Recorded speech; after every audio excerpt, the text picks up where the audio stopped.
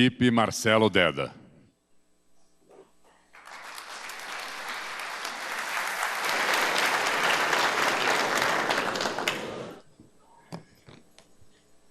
Excelentíssima senhora Dilma Rousseff, presidente da República, excelentíssimo senhor senador da República Renan Calheiros, presidente do Senado Federal, excelentíssimo senhor deputado federal Eduardo Henrique Alves, presidente da Câmara dos Deputados, excelentíssimo senhor Michel Temer, de quem tive a honra de ser colega e por ele presidido na Câmara dos Deputados, o digno vice-presidente da República, caríssima ministra Tereza Campelo, caríssima prefeita de Arapiraca, vizinha querida e extraordinária oradora.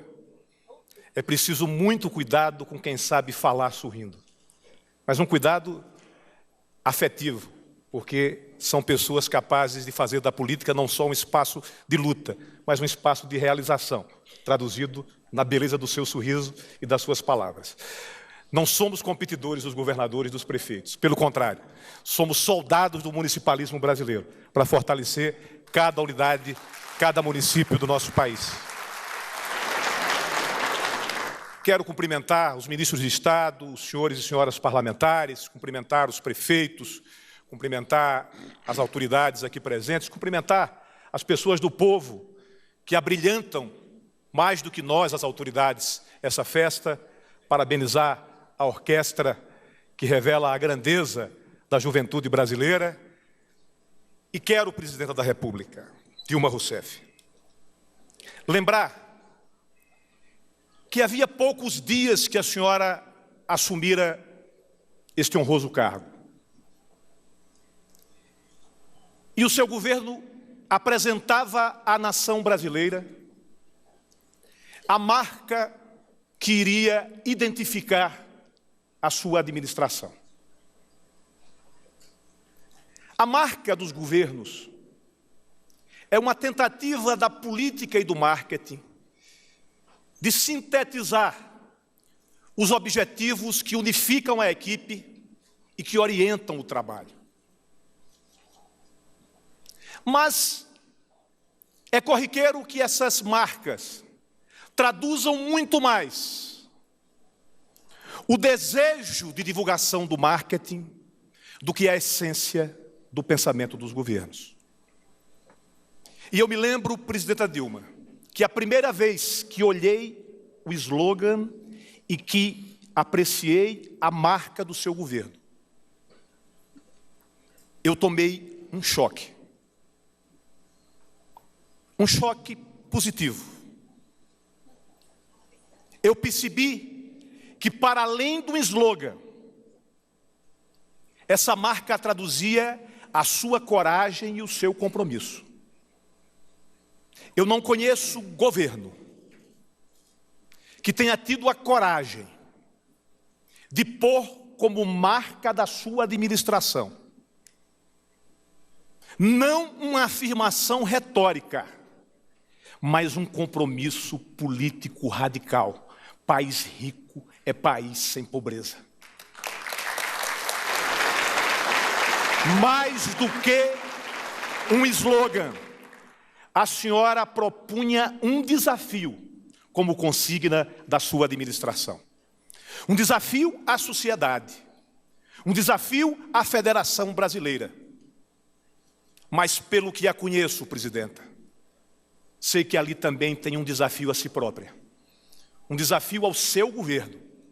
Um desafio àquilo que transformou-se na referência dos últimos 10 anos desse país. Um projeto capaz de somar desenvolvimento econômico com inclusão social. O que a senhora escreveu na marca do seu governo foi a compreensão, foi a ideia de que nenhuma nação se legitima na história, se despreza a liberdade e se ignora o valor da igualdade. Essa que é a mais generosa ideia já produzida pelo gênero humano. O que a senhora diz nesse slogan, a nação brasileira, é que nenhuma prosperidade é civilizatória se ignora milhões de patrícios condenados à escravidão da fome ou aprisionados, excluídos da vida, na prisão da miséria. O que a senhora quis dizer com esse slogan, presidente? Que não há como falar em progresso ou em desenvolvimento quando uma pequena minoria de um país vive a pós-modernidade, usufrui os avanços da tecnologia, opera nos mercados financeiros do mundo com um mero toque de dedo num teclado de computador. E bilhões de seres humanos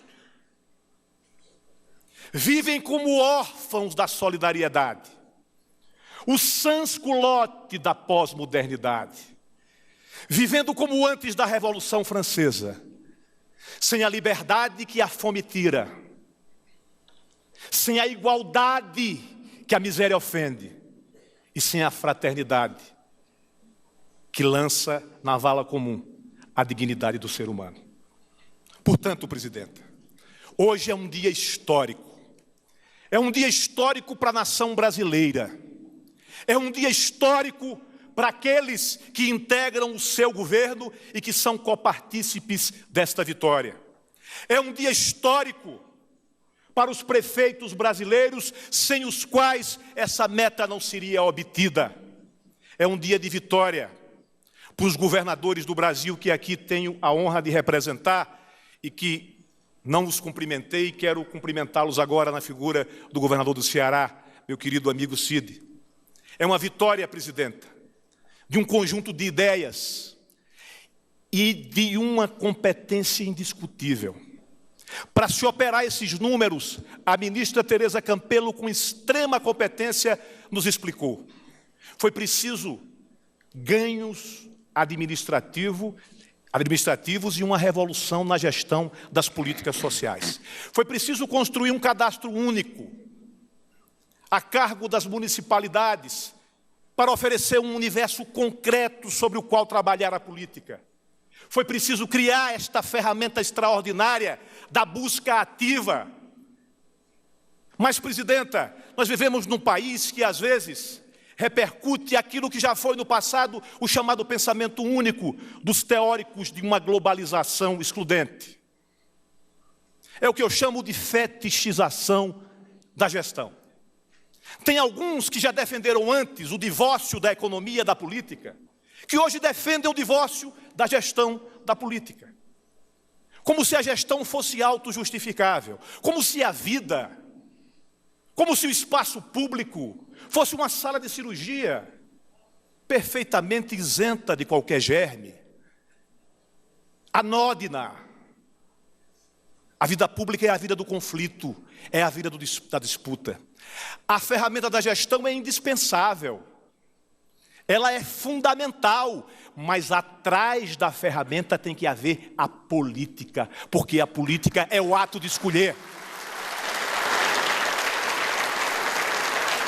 Se a política é ruim, não há Fundação Getúlio Vargas, não há MIT, não há Prêmio Nobel de Economia que seja capaz de produzir uma teoria de gestão que transforme uma política ruim em política boa, que transforme uma visão de mundo excludente numa visão compartilhada, que abra mão da concentração de renda em benefício da distribuição dos benefícios para todos os habitantes de um espaço político de uma nação. Por isso, presidenta, é preciso aplaudir as ferramentas utilizadas, mas é preciso lembrar ao Brasil, por mais moderna a ferramenta, se quem for ao campo plantar, usar mal o trator, a colheita será frustrada. E hoje nós estamos vendo que por trás da busca ativa existe uma política, uma visão de estadista, que não quer mais esse Estado parado na cadeira, que não quer esse estado inercial, esperando que a sociedade o procure para revelar suas mazelas. Somos nós, os homens públicos do Brasil, os operadores da política, os militantes do movimento social, os sindicalistas, somos nós que temos que ir à história, que temos que ir ao Brasil, procurar onde estão as nossas mazelas e convocar o povo para conosco resolvê-las. Busca ativa, sim, no programa Bolsa Família, busca ativa sim no Brasil Sem Miséria, mas busca ativa também na busca da produtividade, na busca do crescimento econômico, na ação constante de um governo que não se acovarda diante de críticas. Por quê, presidenta? Estamos comemorando um êxito de 22 milhões de brasileiros resgatados da miséria em apenas 2 anos. Mas, presidenta, eu sei, como a senhora sabe, o que o presidente Lula sofreu quando lançou o Bolsa Família. Eu sei o que o ministro Patrus sofreu quando denunciaram a incapacidade do Bolsa Família de cumprir as suas metas ou de realizar os seus objetivos.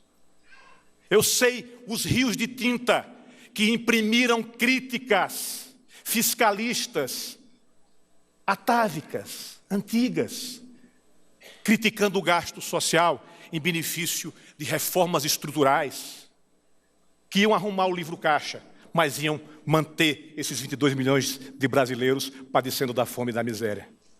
Essas críticas, eu sempre as comparo a um personagem que lhe é muito caro, de um autor que a senhora cultiva, o grande Luiz de Camões.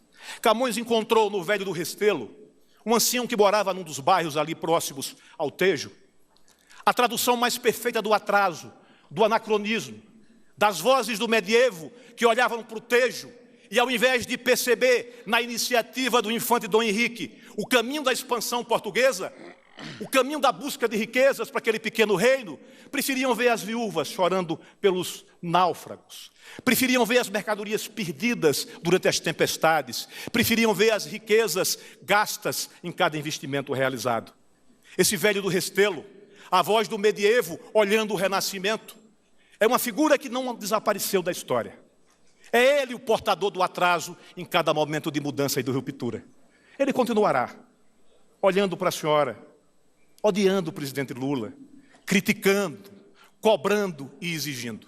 E nós, presidente, seguindo os versos de outro grande português, o Pessoa, que colheu a frase do general Pompeu de Roma e pôs no seu poema, nós inflaremos a alma como uma vela latina e deixaremos que o vento das mudanças nos puxe e nos conduza. E diremos, a história não existe para registrar as lágrimas do Velho do Restelo, mas a frase que nos estimula. Navegar é preciso, viver também é preciso. E